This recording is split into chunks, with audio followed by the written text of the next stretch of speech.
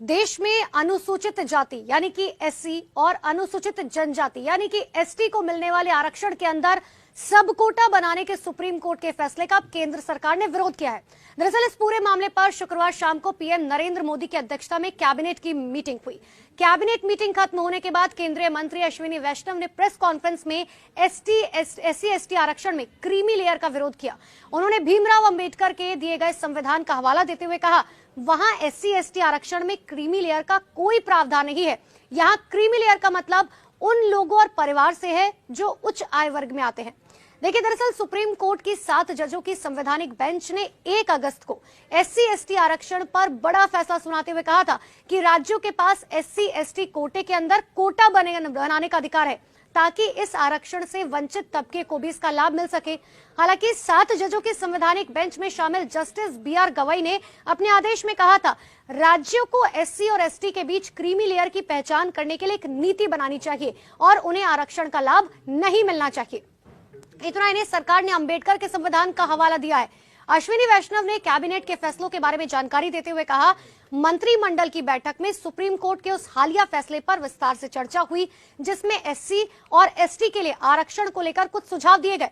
उन्होंने कहा, कैबिनेट का यह मानना है कि एनडीए सरकार डॉक्टर अंबेडकर के दिए गए संविधान के प्रावधानों के प्रति पूरी तरह से प्रतिबद्ध है। अश्विनी वैष्णव ने कहा, बीआर अंबेडकर के दिए गए संविधान के अनुसार एससी एसटी आरक्षण में क्रीमी लेयर के लिए कोई प्रावधान नहीं है।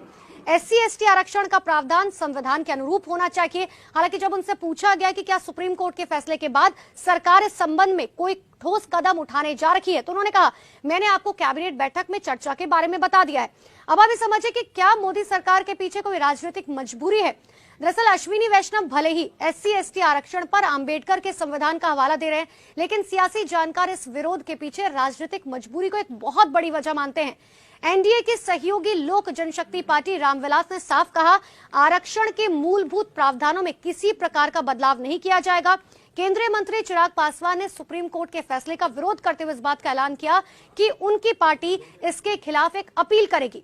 दरअसल सुप्रीम कोर्ट के फैसले के बाद एक बड़ी चिंता यही जताई गई कि कोटे के अंदर कोटा देने से दलित और आदिवासियों की उपजातियों के बीच में एक तनाव पैदा हो सकता है, मुश्किल पैदा हो सकती है। और यही वजह है कि एससी एसटी सांसदों के एक प्रतिनिधिमंडल ने इससे पहले शुक्रवार को पीएम मोदी से मुलाकात करके सुप्रीम कोर्ट के फैसले पर अपनी चिंता जताई थी।